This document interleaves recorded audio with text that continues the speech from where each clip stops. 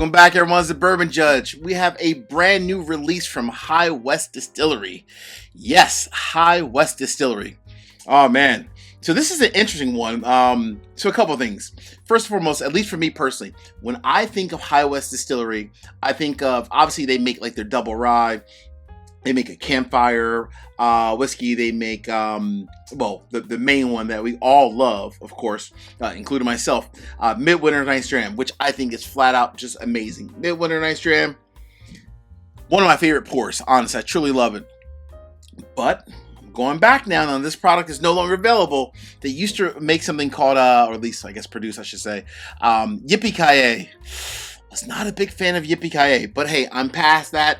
They're no longer selling Yippee-Ki-Yay, so I moved on. And again, I'll stick with Midwinter's Night's Dram, which is still fantastic. So, High West Distillery, based out of Utah. You know, over the years, obviously, when they first started out, they were sourcing a lot of their whiskey, including some of it from Midwinter Night's Dram as well. But they were sourcing a ton of their whiskey. So, this fast forward to like this year, they produced this High West Cask Strength, a blend of straight bourbon whiskeys. And I started to do a little bit of research on this bad boy. And you want to talk about something that was clear? Yeah, the research on this was about as clear as mud.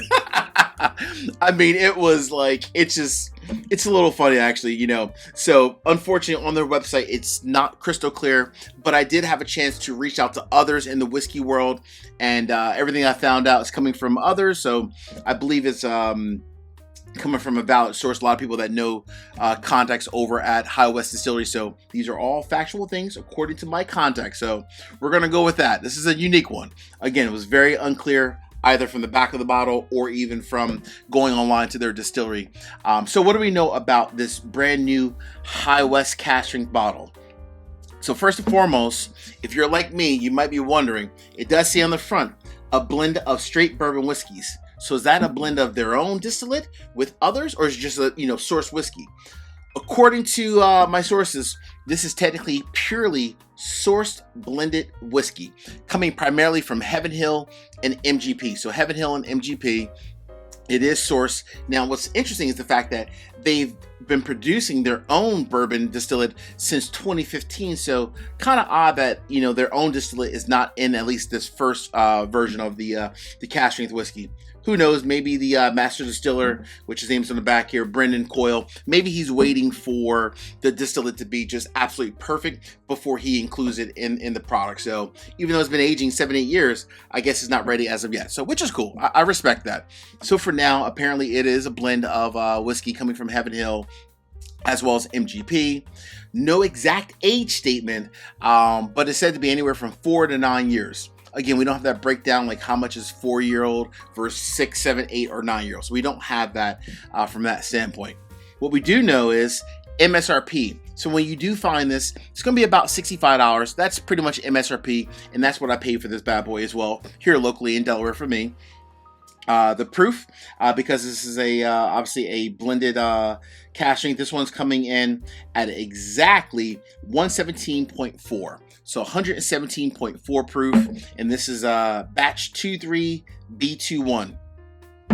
Now, I will say, I heard about this coming out a few months ago when it first came out, and I looked all over. I couldn't find it anywhere. And even by me locally in Delaware, I think only one store that I know of actually got a case of these. So definitely very highly allocated for certain markets. And it's very fortunate to find a bottle. Just kind of happened to be out and about shopping and bourbon hunting, and voila, it just happened to appear. All right, let's get into this.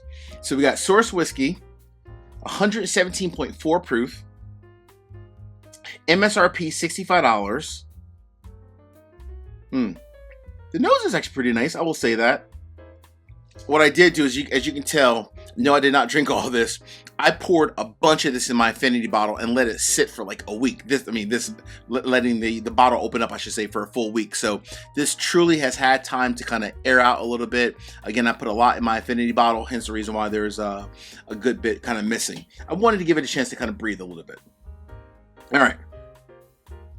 So $65, cask strength, blended whiskey. We don't know the exact, at least I don't know the exact mash bill. Again, that's not on their website. I don't have the exact mash bill. But I will say the nose is actually pretty nice. The nose kind of reminds me of almost like fall season.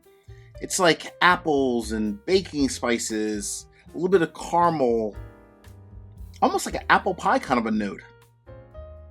Very nice, very sweet. Not bad. What the nose does not have, because I know many people out there love this, it does not have like that traditional like brown sugar, leather, oak kind of a note. It does not have that. It's more of like a softer, sweet. There's even like, yeah, that's like an apple pie kind of a note. Apple pie meets caramel, meets some baking spices. It's very nice and sweet, very pleasant on the nose. Not the best nose in the world, but not like, you know, not bad though. Not bad at all. All right. Brand new product, $65. Limited availability, definitely limited, but I know they're planning obviously future releases, and apparently future releases will have their own distillate in it.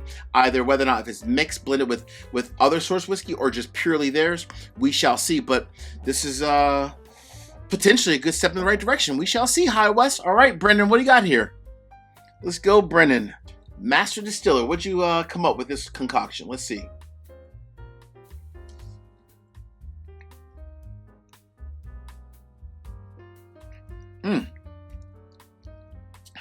This is nice. It's nice. It's what's interesting about it is that everything in the nose matches the palate. It's definitely very caramel. I'm sorry, not caramel. A little bit of caramel. Very apple forward, I meant to say. Very apple forward with like a soft little smidge of caramel in there. The baking spices are also in there as well. At 117? Yeah, 117.4 proof. It is not as robust as I thought it would be. Let me get a little bit more.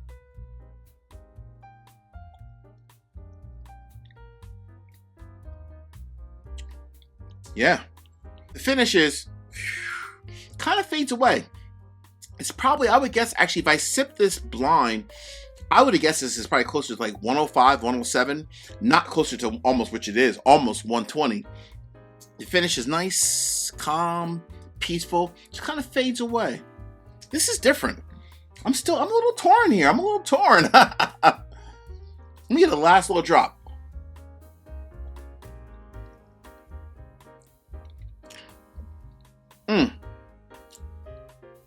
This is interesting. All right. I think I got it. So, the judgment is in. Judge, if I see this, is this a definite buy, a do not buy, or is it a split decision, and why? Well, the verdict is in. This, my friends, is a split decision. So I'm going to say this. Is the whiskey good? Absolutely. I actually even think it's worth like 50, 60 bucks in today's environment. It is pretty good. It really is, honestly. But it's not one that I think you need to run out and grab. It's one that, you know, if a friend has it, if you can try it at a bar first, I would definitely say try it before you buy it. It's definitely really good. I actually enjoyed it. It's nice, you know, tons like the baking spices, the apple notes. It's like an apple pie in a bottle. A little bit of caramel in there as well. Nice, you know, the finish is kind of here, kind of fades off a little bit. So in the palate and the finish is not extremely robust. But it is really good quality whiskey, honestly. It truly is. But it's just not one that I think is overly memorable. There are a lot of other bottles, which is, you know, fortunate and unfortunate maybe for High West. There are a lot of other bottles on the market at that $65, almost $70 when you have tax combined range that might be a little bit better than this. But it is something that's different, is new to market. So I would definitely say try it before you buy it, because you might try it and say, you know what, Judge, you're crazy. This is the best thing since sliced bread. But for me, I definitely enjoyed it. I wasn't wowed by it. But it's definitely not, it's not deserving a do not buy, because it is good quality whiskey. And I do respect Brendan Coyle, the master distiller, for, you know, for, again, not putting out whiskey, I guess, there's own distillate that's not ready at this point in time. I respect that. But for sourcing this whiskey, blending it together is actually pretty decent. It really is. So go ahead, try it at a bar, and let me know your thoughts. Until the next time, peace, cheers, and most important, salute. Take care, everyone. See ya.